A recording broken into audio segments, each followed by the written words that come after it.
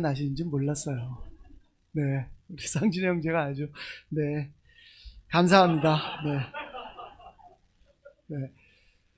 그 다음에 정말 오랜만에 우리 은남자매 얼굴을 봐서 너무 반갑고 예 건강하신 거죠? 네, 정말 올 때마다도 기도하고 또 우리 잠실에서도 기도 리스트에 뭐 우리 함께 기도할 때도 늘 기도하고 있는데 이렇게 건강한 모습으로 봐서 너무 반갑고 좋습니다. 네, 감사합니다. 또 우리 정주영 자매도 굉장히 오랜만에 제가 본 것 같아요. 예. 여기 오면 예전에 그 웨스트에 있던 분들이 사실 대부분이세요. 그래서 저한테는 어떤 의미에서는 약간 고향 같은 느낌이 있습니다. 예, 항상 친근하고 반갑습니다. 오늘 말씀은 마음이 문제입니다라는 제목으로 그 마지막 순간의 제목을 좀 정하고 왔습니다. 사실 일산교회가 지금 많은 분들이 사실 일산에 와서 교대로 설교를 해 주시고 있기 때문에 어떤 의미에선 제일 풍성하게 말씀을 좀 먹을 수 있는 그런 여건이 아닐까 하고 생각이 됩니다. 예, 그리고 오는 분들마다 뭐 다들 어떤 설교를 했으면 좋겠습니까? 라는 질문을 할 거기 때문에 아마 여러분들의 니즈에 맞는 필요를 채울 수 있는 설교 말씀을 듣지 않을까 이렇게 생각을 합니다. 오늘 말씀은 제가 물어보진 않았습니다. 뭘 해야 될지. 예, 부활절을 지금 앞두고 있습니다. 사실 이 부활절에 대해서 제가 말씀을 좀 사실 이번 주 수요일 날 좀 전하려고 생각했던 그런 말씀이었는데 이번 주 수요일은 아시다시피 저희가 전체 교회가 분당의 유튜브를 통해서 그 호프 월드와이드에서 온 형제의 말씀을 쉐어링을 좀 듣기로 이렇게 해서 주식 모임에 하려고 했던 말씀, 부활에 관련 말씀을 좀 오늘 나누고자 합니다. 저는 중학교 때부터 교회를 다녔습니다. 저에게 사실 그 당시에 부활이라고 하는 거는 좀 그냥 종교적인 어떤 신화 같은 이야기에 불과했습니다. 그래서 뭐 부활에 대해서 심각하게 어릴 적에 생각하면서 교회를 다닌 적은 없어요. 다만 이제 1년에 한 번씩 계란도 먹고 뭔가 말씀을 통해서 이야기는 듣는데 특별히 와 닿지는 않았습니다. 형식적인 부활을 믿었었다라고 생각을 합니다. 근데 성경을 본격적으로 공부하면서 사실 이 부활이라는 것이 진짜 얼마나 중요하고 이게 정말 이거를 보면서도 사람들이 교회를 안 나온다고? 라는 생각이 들 정도로 중요한 말씀이라고 저는 생각하고 있습니다. 어쩌면 복음의 마무리이기도 하고 또 그 시작이라고도 할 수 있습니다. 고린도전서 15장 3절에서 6절 말씀인데요. 바울이 이렇게 부활에 대해서 고백을 합니다. 3절입니다. 제가 읽어보겠습니다. 나도 전해받은 중요한 것을 여러분에게 전해드렸습니다.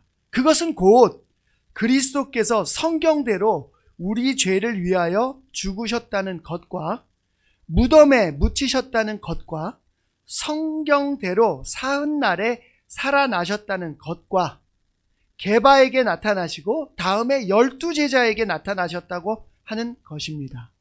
그 후에 그리스도께서는 한 번에 500명이 넘는 형제 자매들에게 나타나셨는데 그 가운데 덜어는 세상을 떠났지만 대다수는 지금도 살아 있습니다. 굉장히 중요한 것을 바울은 이 고린도에 있는 교회에 있는 제자들에게 전하고 있습니다.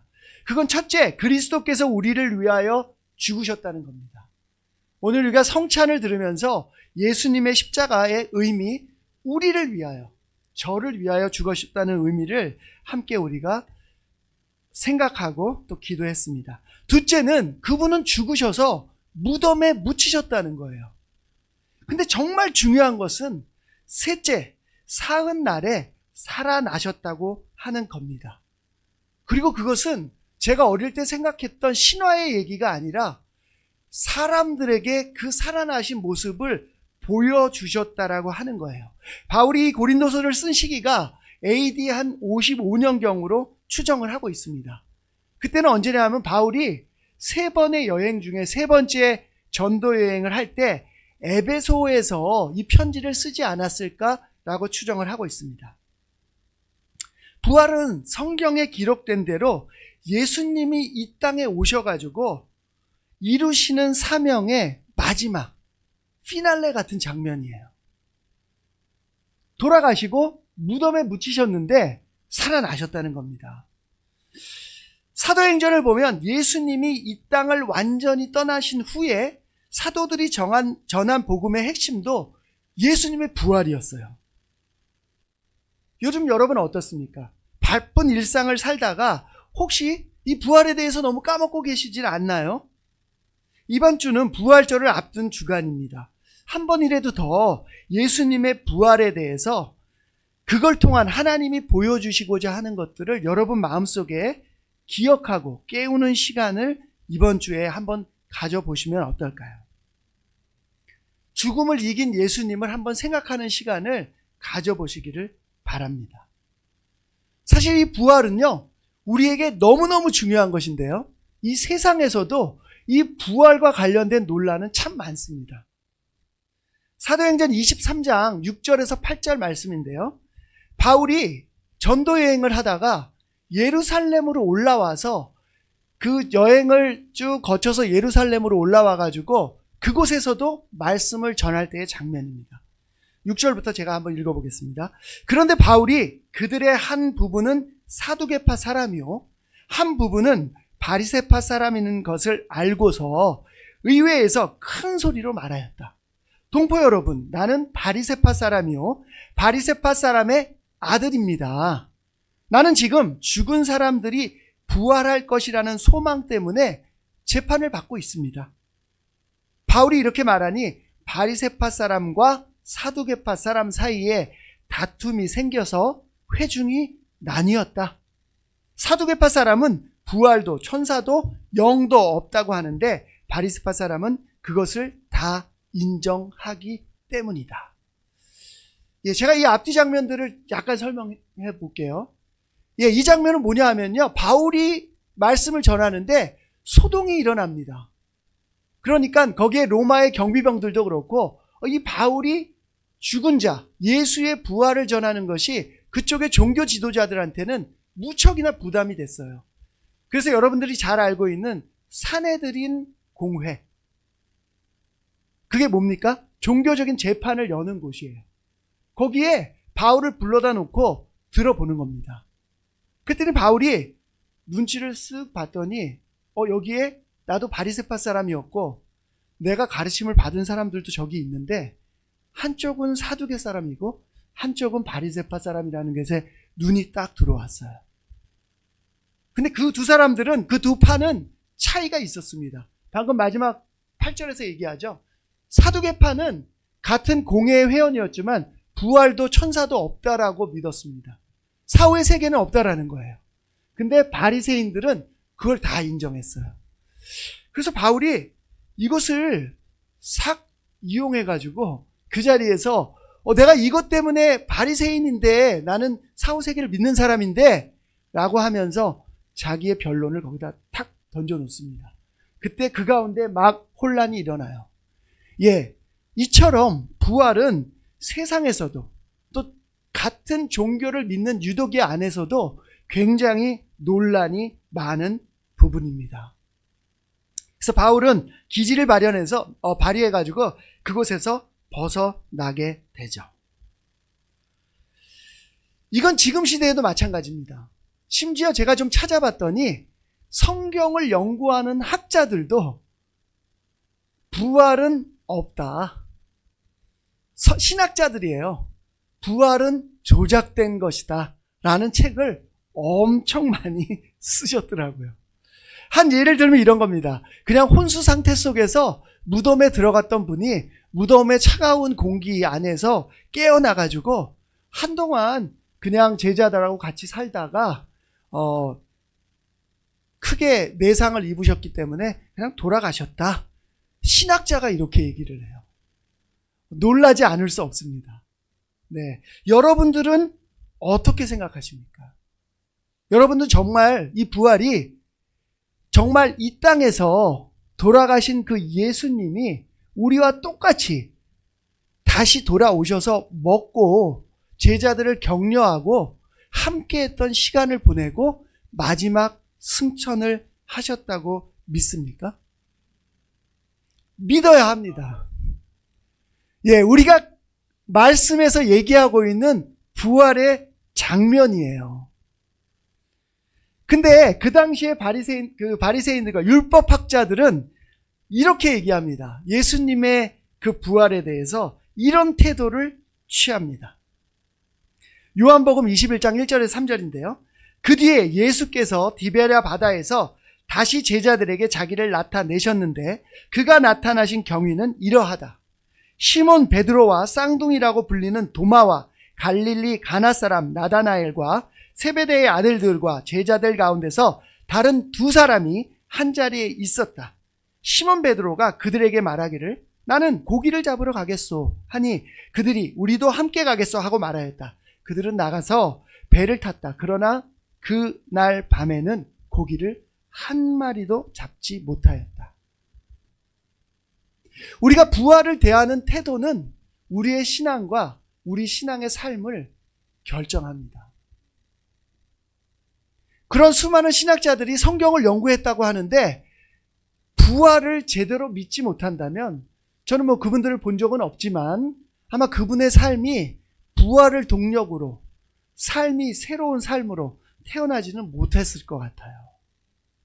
너무 안타까운 일입니다. 여기 예수님과 3년 동안 같이 했던 제자들이 예수님이 돌아가시고 난 다음에 다 실망하고 고향으로 돌아가는 장면입니다. 그리고 그들은 돌아가서 일상으로 빠져듭니다. 근데 재밌게도 이들에게 예수님은 끊임없이 특별히 제자들에게 내가 죽고 부활할 것이라는 것을 이야기하세요. 잘 아시잖아요. 마태복음 16장 21절에서도 내가 예루살렘으로 가서 고난을 받고 죽는데 3일 만에 다시 살아날 거야. 제자들의 반응 뭡니까? 뒤에 얘기는 듣지 않아요. 그냥 슬퍼해요. 예수님 그러시면 안 됩니다. 무슨 말씀이세요? 살아난다고 하는데도 믿지 않아요. 그냥 죽는 것만 생각합니다. 그게 제자들의 태도였고 예수님이 돌아가신 후에 제자들의 삶의 모습에 그대로 투영이 됩니다. 진심으로 예수님의 부활이 무엇인지도 몰랐고 믿지도 않았습니다. 그냥 그들은 일장춘몽으로 끝난 그 3년의 시간을 보내고 와서는 부활을 망각해버립니다. 여러분은 어떠세요? 정말 여러분 처음에 성경 공부를 할 때 여러분 가슴 뛰게 했던 그 부활의 그 능력과 비밀이 지금도 여전히 여러분의 심장을 뛰게 하고 있나요?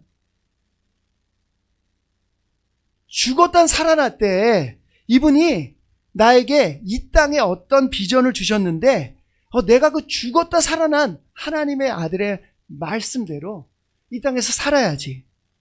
예, 제가 성경 공부를 하고 부활을 공부하고 나서는 다른 할 말이 없었습니다. 이분 그냥 하나님의 아들인데 이분의 말씀대로 사는 것이 너무나 당연한데 그 말씀은 나를 그냥 가슴 뛰게 하고 내가 나가서 어떻게 살아야 되는지를 앞을 보여주었습니다. 이 땅의 삶이 끝이 아니고 영의 세계가 있고 우리가 더 이상 죽음이 없다는 것이 저의 삶을 설레이게 했어요. 여러분의 한번 마음을 부활절을 앞두고 한번 돌아보시기 바랍니다. 정말 그 부활이 여러분의 마음속에 살아 있는지, 지배하고 있는지, 혹시 아니면 그냥 이 부활이 신화로 다시 돌아가서 나의 삶에 아무것도 영향을 미치지 못하는 그냥 신화 속의 이야기처럼 잊혀져 가고 있지는 않은지. 계속해서 읽어보겠습니다. 요한복음 21장 6절 7절에 예수께서 그들에게 말씀하셨다. 그들이 빈 그물을 들고 돌아왔어요. 그랬더니 예수님이 보시다가 그물을 배 오른쪽에 던져라. 그리하면 잡을 것이다. 제자들이 그물을 던지니 고기가 너무 많이 걸려서 그물을 끌어올릴 수가 없었다. 예수가 사랑하시는 제자가 베드로에게 저분은 주님이시다 하고 말하였다. 시몬 베드로는 주님이시라는 말을 듣고서 벗었던 몸에다가 겉옷을 두르고 바다로 뛰어들었다. 드디어 그들 앞에 예수님이 직접 나타나셨습니다. 역시 베드로답죠. 오랜만에 예수님의 모습을 보고서는 예의를 갖추기라도 하는 것처럼 벗었던 몸에 겉옷을 두르고서 바다로 뛰어듭니다. 예, 좀 재밌지 않습니까? 바다로 뛰어들 때 오히려 겉옷을 벗고 뛰어들어야 되잖아요. 예, 예수님답습니다. 자, 베드로에게 있어서 예수님의 부활은 주변 환경을 망각하게 만드는 거예요. 여러분에 있어서도 예수님의 부활은 주변 환경을 잊게 만들 겁니다. 여러분이 겪고 있는 어려움도 잊게 만들 거예요. 오로지 예수님만 보이게 만들 겁니다. 예수님의 부활을 믿는 베드로의 태도가 우리에게도 있어야 합니다. 다소 사람들에게는 엉뚱해 보이는 바다로 뛰어들 때 옷을 입고 뛰어들어가는 모습이지만 그것은 바로 예수님의 초점을 맞춘 그 부활을 믿는 베드로의 태도예요. 베드로 앞에는 이제 아무것도 보이지 않습니다. 부활을 아는 사람답게 살아갑니다. 그게 사도행전 4장에서 너무 잘 나와 있어요. 4장 1절에서 4절입니다. 베드로와 요한이 아직도 사람들에게 말하고 있는데 제사장들과 성전 경비 대장과 사두개파 사람들이 몰려왔다. 그들은 사도들이 백성을 가르치는 것과 예수의 부활을 내세워서 죽은 사람들의 부활을 선전하고 있는 것에 격분해서 사도들을 붙잡았으나 날이 이미 저물었으므로 다음 날까지 가두어 두었다. 그런데 사도들의 말을 들은 사람들 가운데서 믿은 사람이 많으니 남자 어른의 수가 약 5천 명이나 되었다. 베드로는 부활을 알게 된 후에 그의 삶이 완전히 바뀌어버립니다. 대제사장의 집들에서 몰래 들어가서 예수님의 존재를, 친분을 부인하던 그 모습이 아니라 오히려 공개된 장소에서 수많은 사람들 앞에서 예수님의 부활을 전하는 전사로 다시 태어납니다. 그때 보시는 것처럼 많은 사람들이, 남자만 5천 명이 그 죽은 사람의 부활을 듣고 믿게 되었다고 합니다. 우리 삶의 태도, 부활을 알기 전과 그 후는 달라져야 합니다. 그것이 바로 예수님의 부활이 진짜 우리 삶을 통해서 일하는 모습일 겁니다. 그리고 그것이 우리가 부활을 대하는 가장 자연스러운, 하나님이 원하시는 태도일 것입니다. 죽은 자가 살아났습니다. 그것도 자신의 죽음을 예고하고 자신의 예언 그대로 3일 만에 살아난 거예요. 부활은 우리가 전하는 복음의 모든 것입니다. 그렇게 믿으세요? 네. 그런데 이 부활에 대해서 전혀 다른 태도를 가진 한 무리가 있습니다. 대제사장과 장로들의 태도입니다. 마태복음 28장 11절에서 15절 말씀입니다. 11절입니다. 여자들이 가는데 경비병 가운데 몇 사람이 성 안에서 들어가서 일어난 일을 모두 대제사장들에게 보고하였다. 대제사장들은 장로들과 함께 모여 의논한 끝에 병사들에게 은돈을 많이 집어주고 말하였다. 예수의 제자들이 밤중에 와서 우리가 잠든 사이에 시체를 훔쳐갔다 하고 말하여라.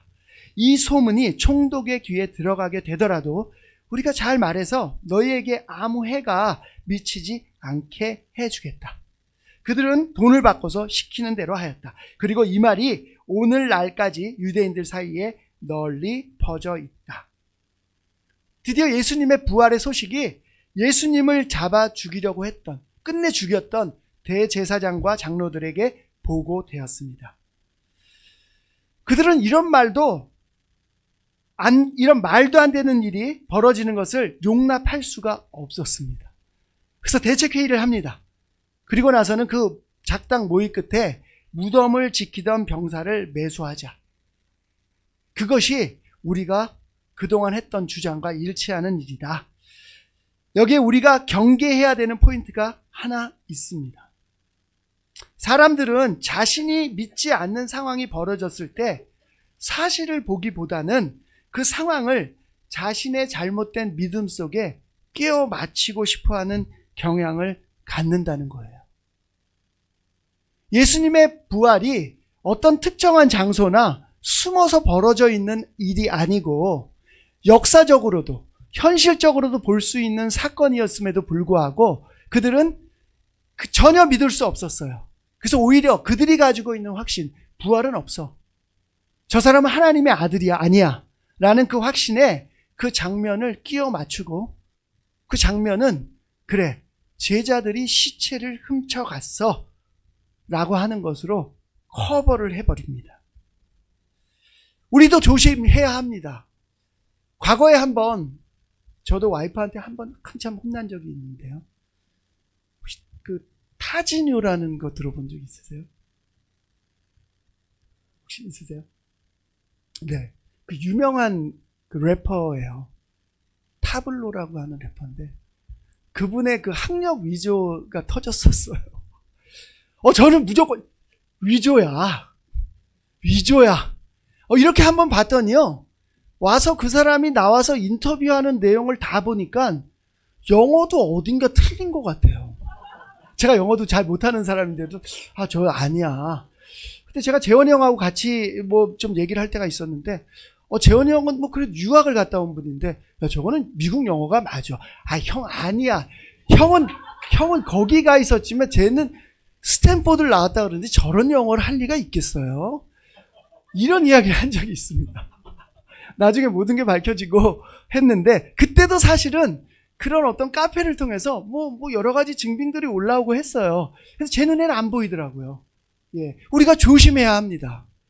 내가 가지고 있는 작은 틀, 편견 이런 생각 때문에 우리도 대제사장과 율법학자가 했던 것처럼 장로들이 했던 것처럼 제대로 사실을 못 보는 일이 벌어질 수도 있어요.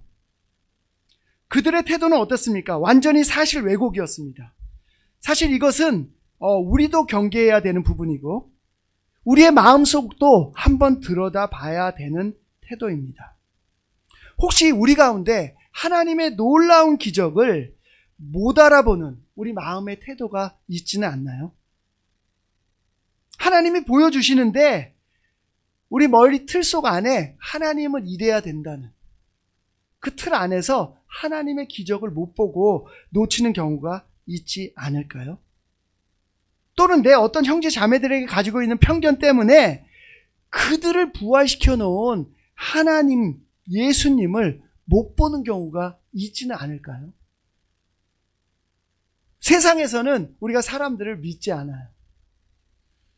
세상에서 뭐라고 합니까? 사람을 고쳤으면 안 돼. 사람을 어떻게 고쳐? 이런 말이 맞죠, 아버님? 이런 말이 많잖아요. 하나님 안에서는요, 하나님이 우리를 부활시키셨습니다. 하나님이 우리의 삶을 바꿔놓고 계세요. 우리가 좁은 틀 안에서 사람들을 평가하고 판단할 수 없습니다. 그럴 때 우리는 타지뇨가 했던 것처럼 그리고 대제사장과 율법학자처럼 진짜 기적을 못 알아볼 수 있습니다. 이 바리새인들과 장로들은 하나님을 사랑한다고 하는 사람들이었어요. 그런데 대체 무엇 때문에 이들은 예수님이 하나님의 아들이라는 것을 알아보지도 못하고 그 놀라운 부활이라는 사건을 구석에서 작당 모의를 해서 매수를 하는 것까지 이르렀을까요? 참 궁금했습니다. 누가복음 16장 27절에서 31절 말씀입니다. 제가 읽어보겠습니다. 부자가 말하였다. 아브라함 조상님 소원입니다. 그를 내 아버지 집으로 보내주십시오. 나는 형제가 5이나 있습니다. 제발 나사로가 가서 그들에게 경고하여 그들만은 고통받는 이곳에 오지 않게 하여 주십시오. 그러나 아브라함이 말하였다. 그들에게는 모세와 예언자들이 있으니 그들의 말을 들어야 한다. 부자는 대답하였다. 아닙니다. 아브라함 조상님, 죽은 사람들 가운데서 누가 살아나서 그들에게로 가야만 그들이 회개할 것입니다. 아브라함이 그에게 대답하였다. 그들이 모세와 예언자들의 말을 듣지 않는다면 죽은 사람들 가운데서 누가 살아난다고 해도 그들은 믿지 않을 것이다. 사실 그들의 문제는요, 마음의 문제였습니다. 증거의 문제도 아니었고요, 사실의 문제도 아니었어요. 마음의 문제였습니다. 이 말씀은요, 여러분이 또 저도 너무 잘 알고 있는 부자와 나사로 이야기입니다. 한평생을 호화롭게 살았던 부자와 살아생전 그 집 앞에서 거지로 살던 나사로가 죽게 됐습니다. 그리고 지옥에 간 부자가 천국에서 편안하게 아브라함의 품에 안겨 있는 거지를 보게 됩니다. 근데 그때는 이미 때가 늦었어요. 천국 지옥으로 갈려져 있는데 모습은 볼 수 있는데 건너갈 수가 없다는 거예요. 야, 정말 얼마나 안타까운 일이겠습니까? 보통 우리가 이런 고통을 당하고 나니까 드디어 이 부자가 이렇게 얘기를 합니다. 아마 저는 이 장면을 보면서, 야, 부자가 죽어서 회개했구나. 부자의 이기심이 좀 나아진 듯해요. 왜냐하면 이렇게 얘기합니다. 나의 형제가 5이나 있는데 제발 나사로가 가서 나처럼 지옥에 오지 않도록 경고를 좀 해주십시오 라고 아브라함한테 부탁을 해요. 우리가 부자를 생각하면 어떻습니까? 형제지간의 우애가 좀 안 좋잖아요. 예, 뭐 다는 아니지만 유산 문제도 있을 수 있고요. 아마 평소에 살아갈 때는 신경도 안 썼을 겁니다. 내가 조금 더 가져야지라고 생각하는 게 훨씬 많았을 거예요. 뒤늦게 천국에서 이기심을 회개한 부자는 아브라함에게 그렇게 부탁합니다. 그런데 아브라함은 굉장히 단호합니다. 31절 말씀에서 이렇게 얘기하고 있어요. 그들이 모세와 예언자의 말을 듣지 않는다면 죽은 사람이 부활을 한다고 해도 그들은 믿지 않을 거라고 하는 겁니다. 사실 율법학과 장로들을 포함해서 소위 종교적인 엘리트라고 불리던 사람들은 하나님의 말씀과 규약을 지키기 위해서 최선을 다했던 사람들이에요. 나중에 한번 뭐 이런저런 책을 통해서 공부를 해보시면 아실 텐데요. 바리새인들은요, 하나님의 말씀을 잘 지키기 위해서 자신들의 규약을 만든 겁니다. 다른 이유가 없어요. 하나님의 말씀을 잘 지키기 위해서 만들어요. 그런데 이들의 문제는 무엇이었는지 하나님이 율법을 통해서 보여주고자 하는 하나님의 진짜 그 마음을 망각해버립니다. 그리고 외형을 지키는 것에만 충실하게 돼요. 그래서 하나님은 항상 그들에게 이렇게 경고를 하셨습니다. 이 백성이 입술로는 나를 공경해도 마음은 나에게서 멀리 떠나 있다. 그들은 사람의 훈계를 교리로 가르치며 나를 헛되이 예배한다. 여러분, 이 시간 우리 마음을 한번 돌아보시기 바랍니다. 나는 하나님을 너무 사랑해. 나는 부활도 믿고 난 그래서 제자가 되었어. 나는 하루에 콰이타임도 하고 기도도 하고 헌금도 해. 교회도 나와. 그것도 2번씩이나. 말씀을 들으면 내가 그 말씀을 나누기도 해. 너무 잘하고 계세요. 근데 진짜 그 마음속에 혹시나 하나님이 원하는 그 마음을 잊어먹고 하나님의 마음에서 멀리 떠나 있는 가운데 겉으로만 하고 있지는 않은지 한번 생각해 보십시오. 이 율법학자와 대제사장들, 장로들은 부활도 그들에게는 마찬가지였습니다. 부활을 그들이 왜곡한 것은 근거가 부족해서도 아니었고 증거가 없어서도 아니었습니다. 그런데 마음을 잃어버리니 하나님을 그렇게 믿겠다고 했던 사람이 사람을 매수하고 범죄까지 이르릅니다. 마음을 잃어버릴 때 우리는 아주 쉽게 사실을 왜곡하고 죄가 아닌 것처럼 짓게 돼요. 즉 부활은 마음의 문제라는 겁니다. 마음을 잃어버릴 때 예수님을 따르는 것이 종교가 됩니다. 마음을 잃어버릴 때 우리는 하나님과 멀어지게 돼요. 마음을 잃어버릴 때 우리의 행위는 하나님을 헛되이 예배하는 것이 됩니다. 말씀을 정리하면서요, 여러분 다시 한번 부활에 대해서 이번 주에 한번 이런저런 구절을 통해서 여러분의 삶에 진짜 예수님의 부활이 어떻게 일하고 있는지 한번 돌아보는 시간을 가지시기 바랍니다. 부활은 사실이에요. 구석에서 일어난 일도 아닙니다. 부활을 진짜 믿고 안 믿고는 우리의 마음의 태도에 달려 있습니다. 우리는 쉽게 율법학자와 장로들과 같은 마음으로 빠질 수 있습니다. 우리는 베드로와 같은 마음으로 이 부활을 마음속에 담아야 합니다. 부활을 인정하는 여러분의 삶은 그 이전과 완전히 다른 삶이 될 겁니다. 마지막 구절을 같이 읽고 말씀을 마치도록 하겠습니다. 고린도전서 15장 19절에서 20절 말씀입니다. 시작. 그리스도 안에서 우리가 바라는 것이 이 세상에만 해당되는 것이라면 우리는 모든 사람 가운데서 가장 불쌍한 사람일 것입니다. 그러나 이제 그리스도께서는 죽은 사람들 가운데서 살아나셔서 잠든 사람의 첫 열매가 되셨습니다. 우리가 하고 있는 모든 일, 우리가 이 땅에서 하고 있는 모든 일, 우리가 부활의 확신과 소망이 우리 마음에 있기 때문에 할 수 있는 일입니다. 그것이 핍박이든 그것이 복음을 전하는 것이든 격려하는 것이든 그 모든 것들은 부활의 소망이 우리 가운데 있기 때문에 가능합니다. 한 주간 부활을 생각하면서 격려하는 그런 한 주가 되기를 바라겠습니다. 말씀을 마치겠습니다.